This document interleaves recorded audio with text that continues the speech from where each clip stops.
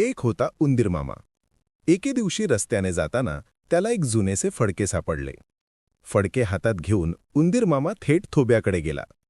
तो म्हणाला, धोबी दादा, माझे फडके धुवून द्या ना. धोब्याने हसत फडके स्वच्छ धुवून दिले. फडके आता छान चमकू लागले.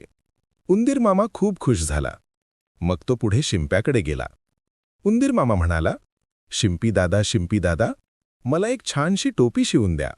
तिला रंगीत गोंडेही लावा बरं. शिंप्याने मोठ्या प्रेमाने एक सुंदर टोपी शिवली आणि त्यावर रंगीत गोंडे लावले.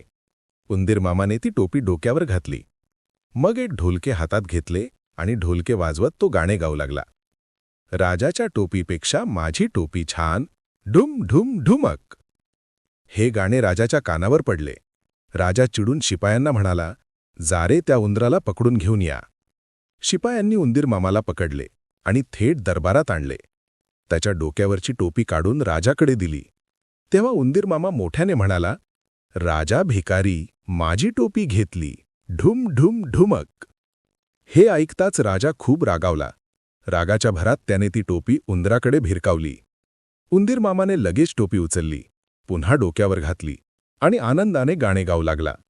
राजा मला भिला, माझी टोपी दिली, ढुम ढुम ढुमक. असे गाणे गात गात उंदीर मामा हसत खेळत राजवाड्यातून बाहेर निघून गेला. अशा नवनवीन गोष्टी पाहण्यासाठी चॅनलला लाईक आणि सबस्क्राईब करायला विसरू नका.